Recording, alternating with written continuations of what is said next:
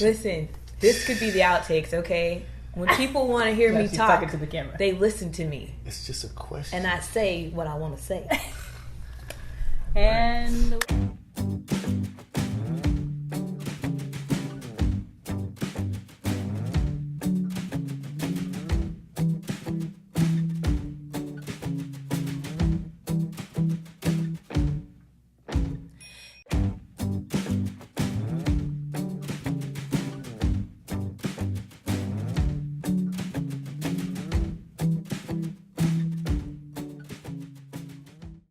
welcome to the Red Couch. We are excited to be here once again. I'm Roger. It's my wife Adrienne, and we're switching cards. We all know about the cards with my wife. She always has special stuff on her cards, and I always have not special stuff on my cards because apparently she needs it and I don't. Whatever, it's all good. But we're excited that you guys tuned in. We have a great ep04 for you guys. We are talking about sickness and health. sickness and health. Yes, we got our good friends Corey and Latora Saxton here. Thank you guys very much for coming out. Just so you guys know, they were our marriage mentors. You've heard their name. Episode 2, 3, I don't know. 1. You hear their names a lot. This is Corey and Latora. Yeah. We love these guys. Yes, very much. Love you back. Thank you for having you us. too. Thanks for coming. Yes. On the Red Couch. Yeah. Loosen Just up. loosen. It's just us, Yeah. guys. It's all good. It's just like 13 followers. That's all. That's pretty much what it is. This could boost us to like 20, though. Exactly. Like That's dub. our goal. Like A minimum. Dub followers. Dub. That's what we're trying to get to. Dub. So we always like to start and just say, how long have you guys been married? We've been married for 8.5 years. Nice. Babies? Cheering? 2 babies. We're a blended family. I had a daughter that I brought into the relationship that Latora accepted. So Jordan is 20, and we have 2 children together, 8-year-old CJ, 6-year-old Nyla. Nice. Nyla. Yeah. Nice.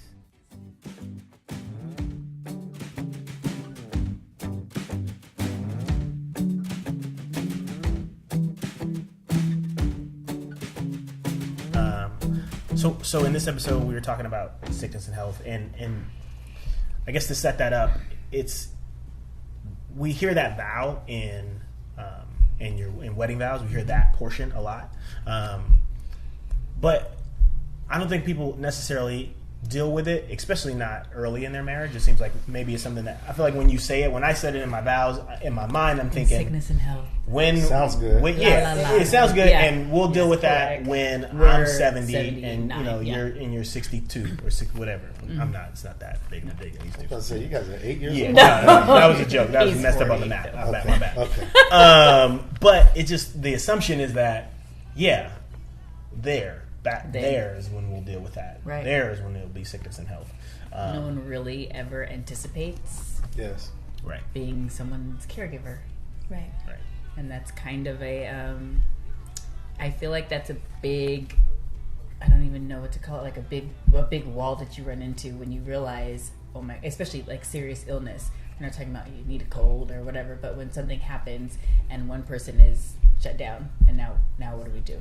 Mm-hmm. And that's You're living yeah. that vow. Right. You're living that vow, Right. sickness and health. Right. And we know you guys have been through that on a couple occasions. The So, floor is yours. Yeah, how Tell do you? us where that applies to you guys. Well, you could have chosen a number of vows. I mean, richer for poorer, smarter or dumber. Got it. That's in there. Smarter, Yep, dumber. yep. It should be.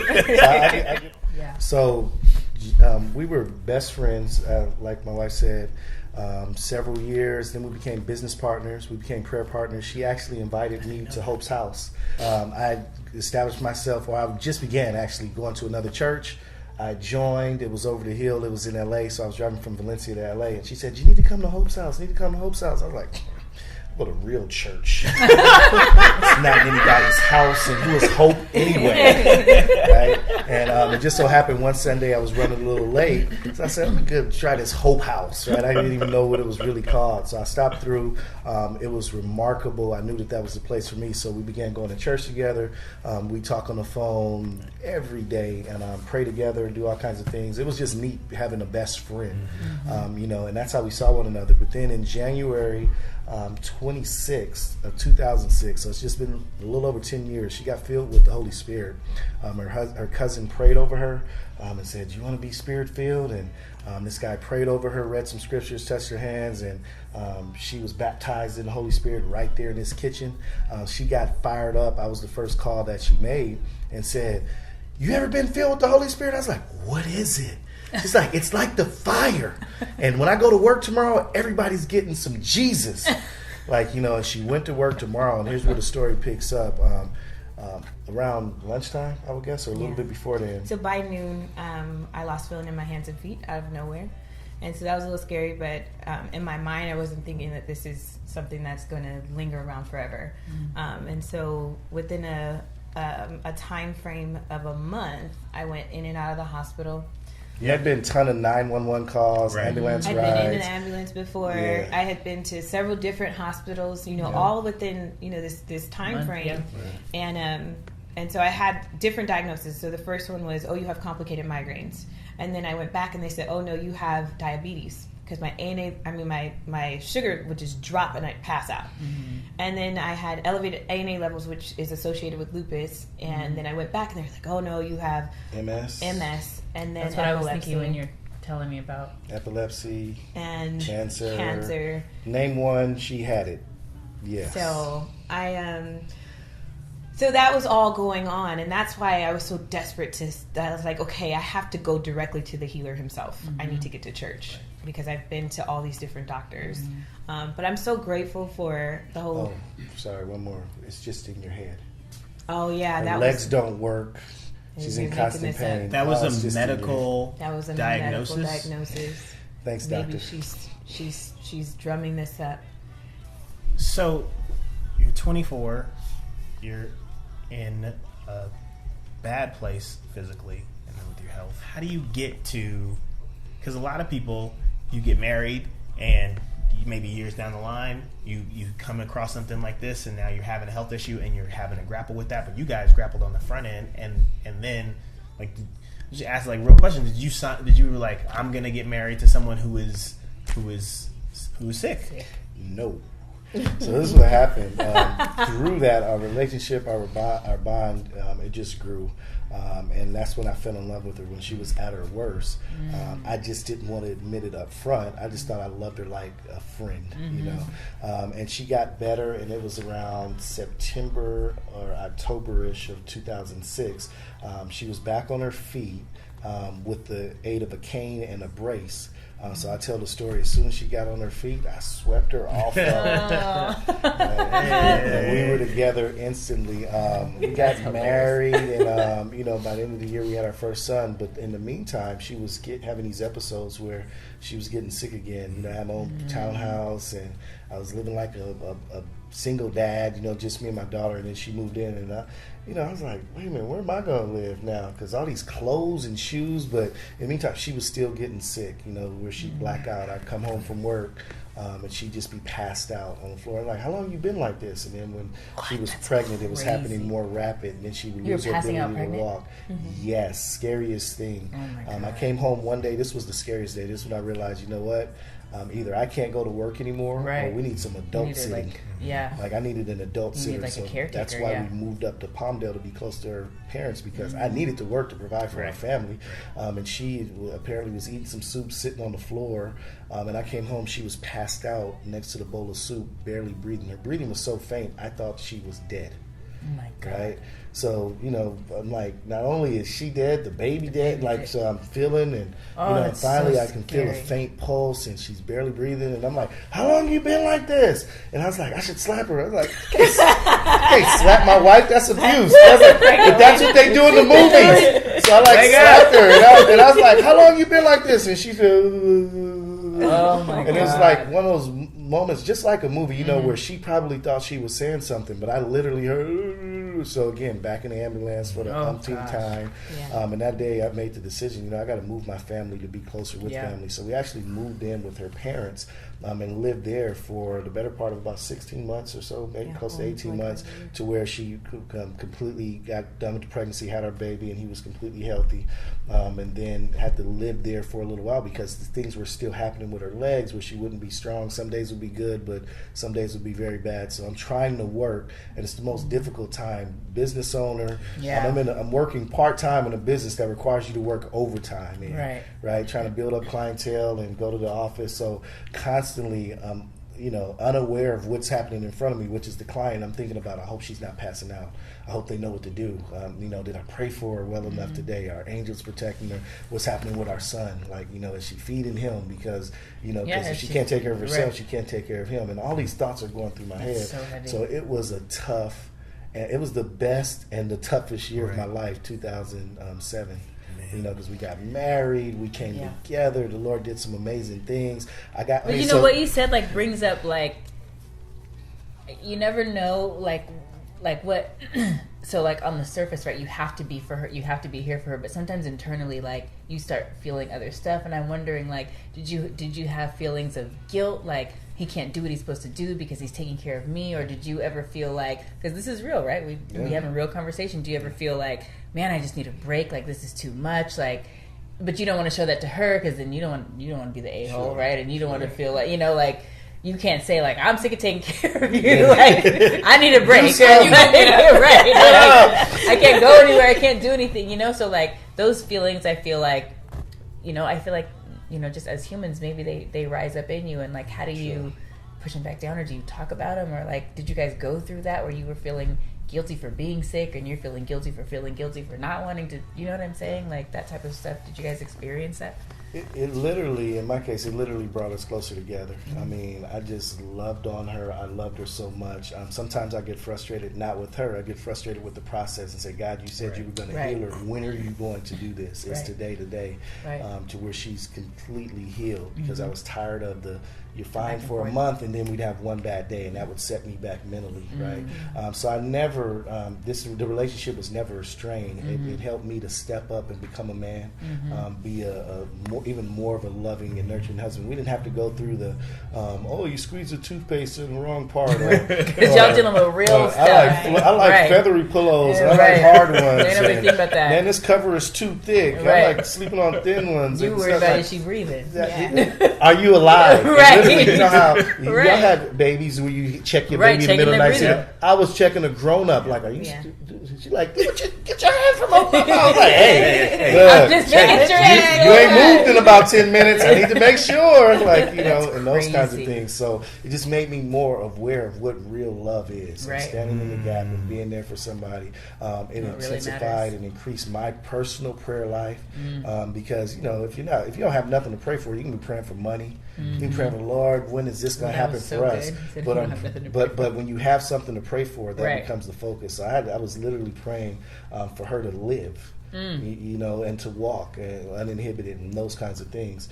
And then it helped me to become a better father. I was so in tune with the needs of our child. I think so many dads have the opportunity or take the opportunity to just be lazy all because moms take care of babies and things like that. Baby would cry in the middle of the night. It was me getting up. I'd feed them, change them to make sure that she got a restful night and those kinds of things. I feel thankful because we've had situations, not in the sickness and health situation, but we've had situations, I call it our first divorce, but it was so hard and so bad and so nasty and so not cool. But to be on the other side of it, it's like I always say, you can't appreciate. The only reason why you know sun is because you know night. Right? You know the contrast, and that seems like what you guys have. And and Latora's point about now I get to know the other side. We were good sick, now we're good healthy. Yeah, and how much better that can be. Yeah, and maybe how.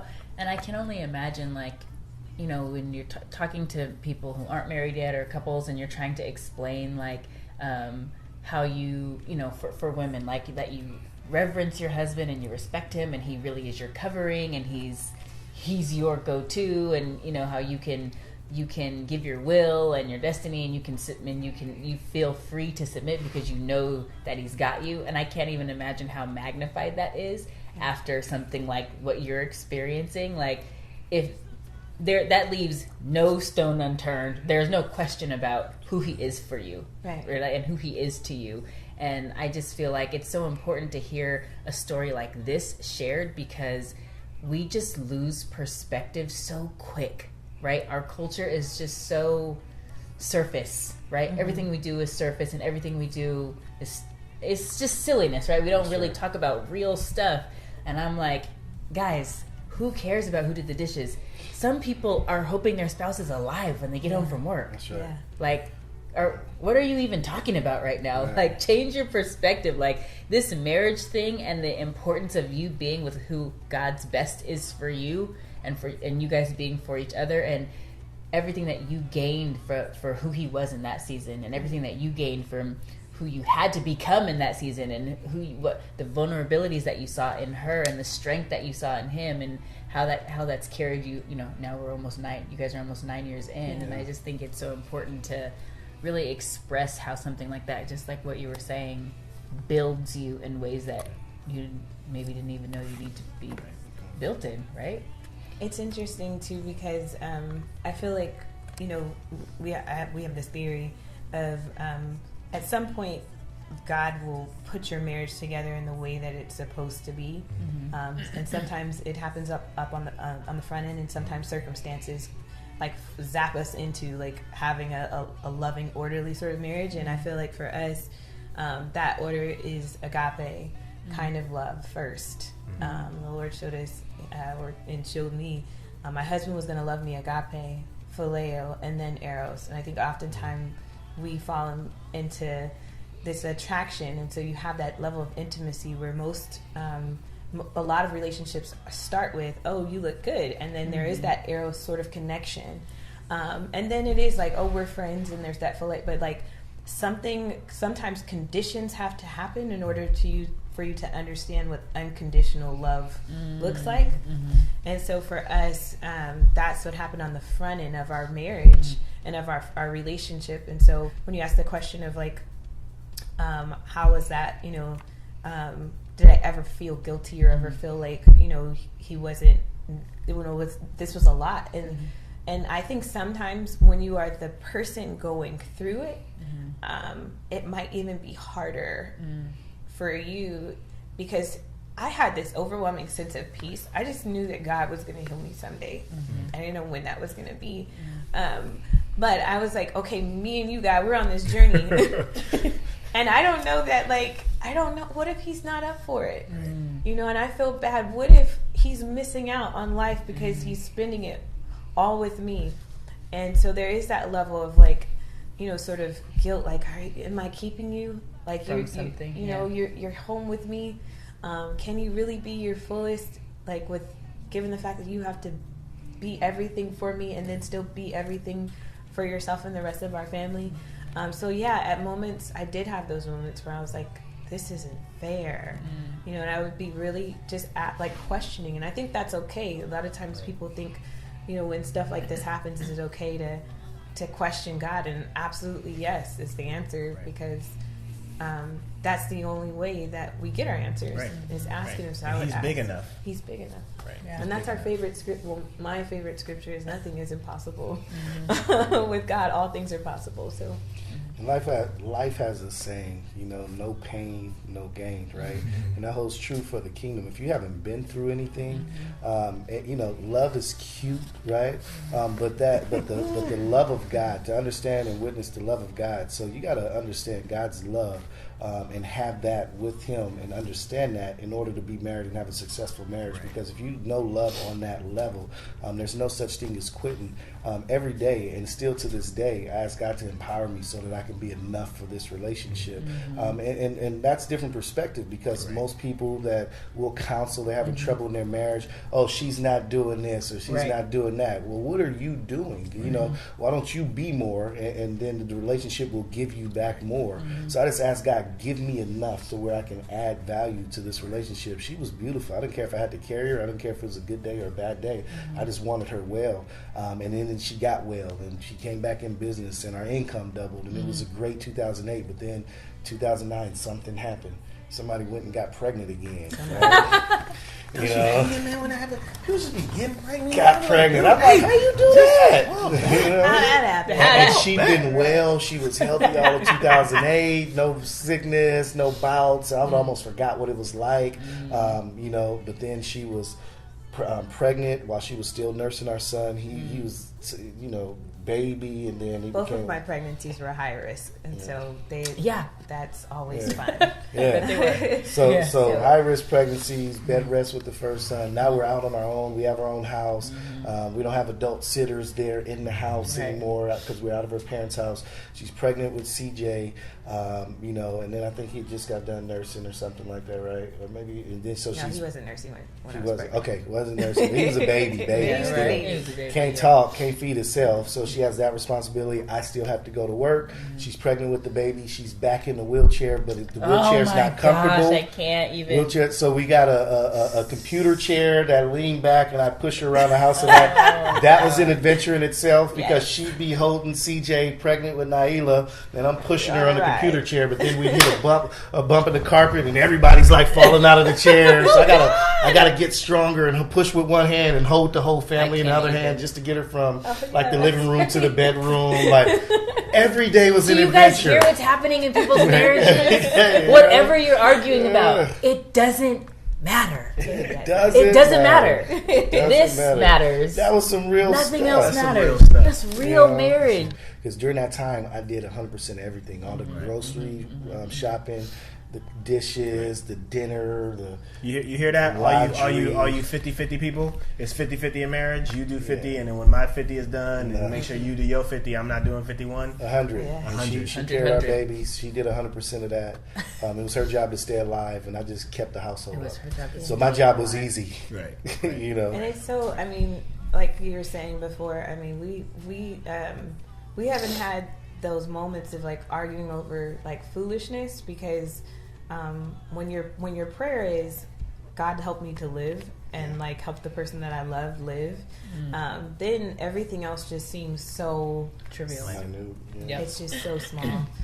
So it's like we have such a team model of how we do things in our home. We both played sports, so we understand like what that means to play on a team, and each player has to carry their own weight. And so for us, it is 100%, and it's not about, okay, your role as a wife is to maintain this house, and your role as a husband is to go make the money, because there have been stints within our marriage where I haven't been able to make a good home, and he hasn't been able to make a lot of money. And make no money. But we just do whatever it takes because we're one, and when you're one, when you sign up for marriage, it's not, you have your way, you have, your way. It is. It's we, and there's no such thing as like, one time we asked my dad, you guys ever fight over, toothpaste? And he was looking at us like we were dumb, and so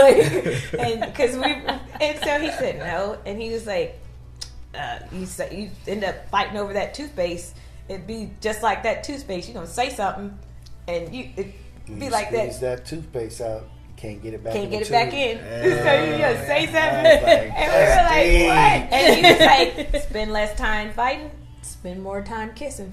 And we were like, "Okay, that's how this whole thing works." So it helps to have that. And man, to that point, you guys getting just that little nugget from your parents, it speaks volumes to something I constantly, I feel like I talk about on our show, is marriage counseling, right? Because you guys are that for us, and it's so remarkable that you guys are that for us, and we didn't even know your full story, and when it just gave a new color to like the first time. I don't know if you guys remember this. First time we called you for like a sit down, we were like having a situation, we needed some counsel, and the counsel over FaceTime or Skype or something. That was a big deal, right? When we were setting up, I was like, "Hey, what are they going through?" Right? It's like they're gonna mess our record up. Right? Look at this. Don't screw it up, man. So we have this conversation, and now hearing all of what your marriage was.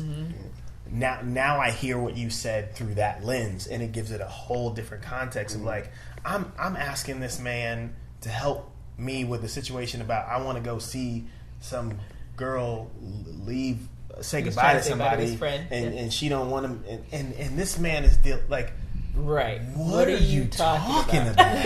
What are you talking about? Yeah. But again, this is the fascinating part of marriage, is that you can get all the same riled up, you can get with it with this small toothpaste thing, and you can have it with a sickness thing. That's right. And it can be all over the spectrum. Can range in a variety of ways. But context is so important.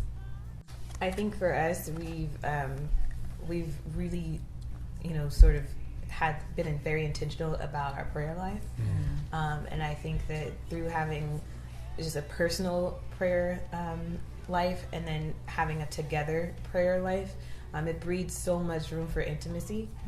And so for us, intimacy looks so different in every season, and we've just learned to appreciate what that what that exactly is. And so for us, when I'm sick and I'm not healthy, we don't have sex because my physical body can't do that. Literally can't. Yeah. So didn't think about that before. Right. Yeah, I just thought I'd be married and the rest of my life it was just like sex one big party all the time. It so wasn't like that. Let's get it cracking. Yeah. And that's not how that. You can't really make love well when she can't feel her legs. So that just. I guess just I can. You but can. For her, you can be that dude. It's a different experience. You can be that dude.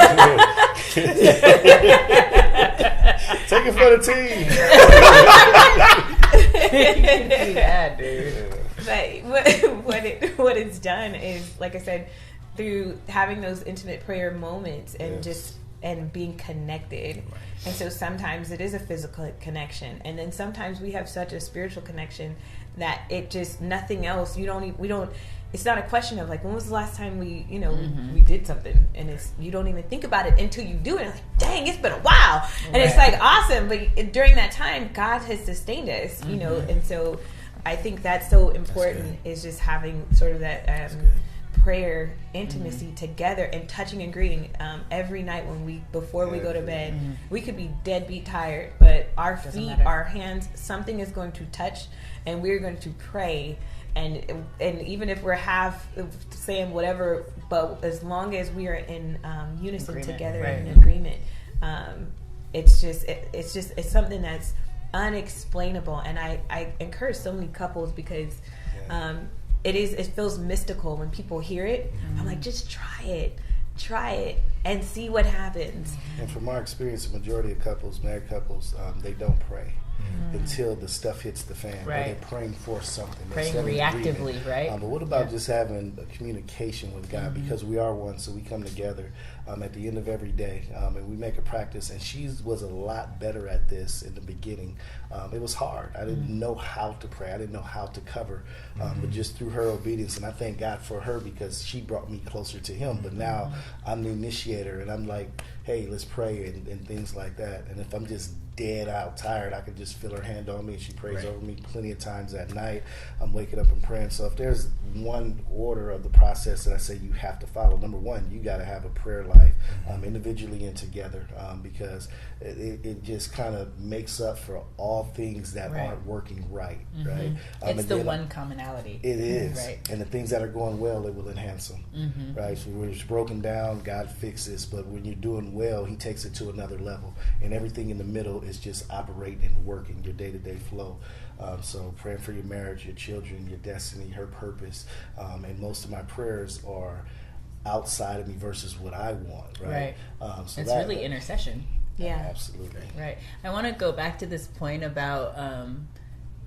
I was thinking when you said like I didn't sign up for this, or did you sign up for this? Because I feel like that's a big thing that you hear people say when anything happens. Like, well, I didn't sign up for that. Or, as soon as something changes. What did you sign up for? What did you sign up for? Can you just give me a list so of you signed up for? Right there. It's like, you signed up for everything perfection. Like, you signed up for only the good stuff. And I'm like, that is so not what it's about. What you signed up for was to be committed. That's right. That's what you signed up for. So whatever falls in the commitment box is what you signed up for. That's right. Period. Nothing outside of that. So I feel like, isn't that so? That's the whole point. We're going to spend our lives together. So why you would think that I didn't sign up for anything that falls in what could happen in life, which is anything category, then you didn't sign up for marriage. Right. Either you signed up for life, you signed up for commitment, and you signed up for life. Literally, both of those things. Right? Like for life, meaning life to happen to you, and literally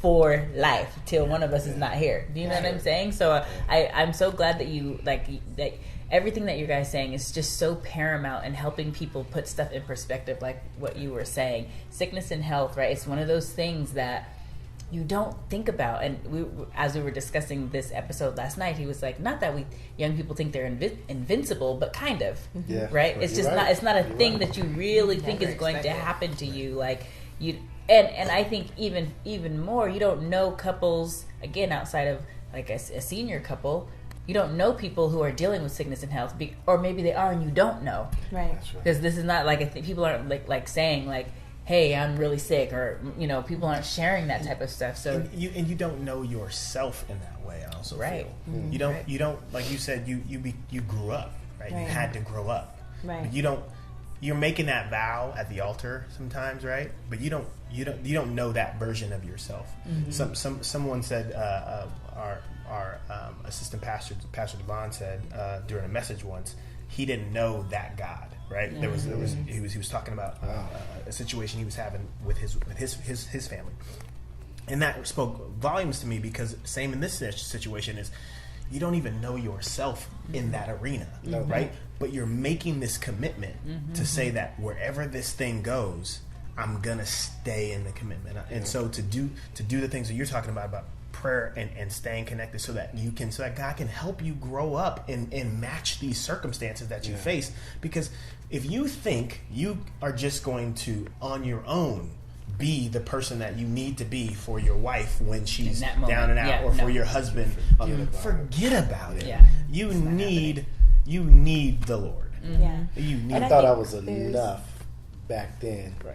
That guy couldn't stand in my place today. I thought that when I stood at the altar, and I mean, we had a lot of people at that wedding. We can talk about that. Some of them down on them guest lists. Some of them people owe me some money. They wasn't invited. But as I stood there, I cried. I wept because I thought the worst was behind us, and I was just celebrating what God had done. It was the first time she'd worn heels since she'd been sick, and I was like, "Wow, God, you did this!" And you know, I'm ceremoniously celebrating, and I'm thinking it's over. It's and like this the is the end new of the beginning. story. The end. You know, they lived happily ever after. No, it got worse, because now she's in a wheelchair and pregnant, and we're having babies, and I'm trying to work, and I'm like, dang, it was easier. Like, never did I waver in my commitment, but it didn't get easier. It got harder. Right. But through that hard, God showed up. And that's real life. Right. That's what really happens. Right. There is no happily ever after. The happily ever after is in the fact that we're still here. That's right. Regardless, it's not in the circumstances. I think and they lived happily ever after, meaning like they got a house and 2.5 kids and whatever. No, they lived happily ever after, meaning like they still love each other. Yeah. They're still committed to each other. They have a story to tell. Whatever. And maybe again, perspective. What you've labeled happily ever after. You need to change that label. Right. Because you labeled it something you saw on on the TV somewhere, and that doesn't exist. And the quicker you can take that out and replace it with what is real, then you can experience happily ever after. That's good. Because we love each other, and we touched feet last night, and we said, that's all that we needed. That's all I needed. And then when the prayer's going too long, a little squeeze. Just a little squeeze. Wrap it up. I gotta go. That's it. And then the other point that you made about intimacy, which I think is also huge, right? Because that's the other thing you don't think. You don't get married thinking that you're not going to be doing it in 7 months. Yeah. No. Nobody's like, we're getting married, no. especially, you know, in if you're trying to walk with the Lord and you're abstaining, and then you're like, all that time. No, you think you're going to be doing it 4-7 months straight. Right. Every day. Every day, all day, every time. Water break, all right, let's get back to it. And then you get hit and you're like, oh, we're not doing it? Yeah. Wait, it's the furthest thing from your mind. It's the furthest thing from your mind. Yeah. But I think you don't know that. You don't even know that could be that far from your mind. That is right. When you're, you know what I'm saying? You don't even know that. What do you mean? I bet you could ask any unmarried guy, any guy engaged. What are you going to do if you guys can't have sex? I haven't even. That's not even. I can't even. You can't even that won't relate happen. to that. They say stuff like that. Yeah, that won't happen. My wife's gonna have a desire because God knows what I need. No. And All that's right, the thing. Like when I'll see you in 6 months. right. What about when that baby comes and your wife don't want to be touched? We like to call. What do we call it? The dry spell. We call it the dry period. Hey, The man. desert. Yeah, the desert. That's the first thing I asked them. They're pregnant. I'm like, so I just want to let you know. Are you guys ready for the dry There's period? going to be a dry period in your life. Yeah. There's going to be a dry period in your life. Yes. That's God so has been funny. amazing. And I thank God for maturation. And that's what we've learned is love is maturation. You look at scriptures that talk about love is kind, love is patient, but then there's the other parts of it. That Long suffering. Who's long are we talking about? And it endures and it never Yes. fails. Right. And it's like, One for me is like 30 minutes, but God is not a respecter of time apparently, Right. because Apparently. people go through and he'll show up in the middle of your storm. Like, if times are only good, what would you need God for? Nothing. Right? So we're praying for be our a own God. reprieve for the mess that sometimes we get ourselves in, and sometimes things happen. Like with her health, she didn't do anything, and she didn't deserve to be there. Right. But God is sovereign, and He understands. So instead of questioning why, just ask Him in that moment, Lord, can you just get us through to the next moment, and He just carries you. So definitely prayer, and then get yourself some help. yeah. And I think help goes on 3 levels. Like, you gotta have mentor couples, gotta have people pouring into you, people that are wiser to you. So I had men, I had my pastor, I had her dad, and I'd go to, and it's like, man, this is tough. Oh, you can do it. They just encourage me. You gotta get some help as a couple, but you gotta get some man help. If you're a man, you gotta get a woman to pour into you, that you see as a mentor, that has wisdom beyond your reach, and a place where you desire to be one day, and then you gotta get some peer couples that believe what you believe, that roll like you roll, that do things in agreement to how you do it. And every house is different, but you know the ones that you can group with and say, man, my wife is tripping, and then when you put that out there, And they they're not tell going to you, say hey, leave her. Right. they tell you That's you terrible tripping. advice. Yes. Yes. When you try to use the family car, for instance, to go hang out with some broad. Not the family car. And let's say, for instance, you only got one car at a time. Somebody to tell you, Lord. hey, that you may not want to do that. So you get some peer help, and then you know what? You always find somebody where you can reciprocate the wisdom that you've gotten and pour back into. Yeah. Because it's a cyclical effect. There you go. It's going to be constant given, love. Man, thank you guys so much for taking the time and sharing your story Thank you and so opening much. up. And I am sure that there's somebody on the other side of their TV screen or their computer who is getting hit and getting ministered to by what you guys are able to share. And we just appreciate it. And we're thankful that to have you guys as mentor couples in our lives, and just roll with couples in our lives, and just people that we can lean on. And don't be trying to hit them up because we don't want their time taken. We need them. Yeah. Yeah. We thank you guys. This is a tremendous opportunity to be here. I admire what you guys are doing for the kingdom of God, but then for couples. Yeah. Like, there's folks that don't even have to be saved. If they watch this, it will improve their marriage, which will in turn lead them to Jesus, right? Right. But we Right. can't take credit for your success. You guys are a marvelous, wonderful couple. So we never take credit for the success that you're having. We just are privileged and thankful that we were able to speak into your life. The only reason why we don't take credit, because there's some messed up people out there that we counsel to, and we definitely don't take credit for their failures. But you guys are an amazing couple. Keep doing what you're doing.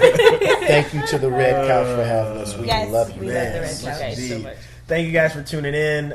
Feel free to join the conversation. You can tweet us at Red Sea Chronicles. Hit us on Facebook and just have the conversation and talk about it. And we're excited to have more topics. We got some more stuff coming at you guys, and we just thank you guys for commenting, for sharing, for watching the show. Thank you. Thank you. All I ever wanted.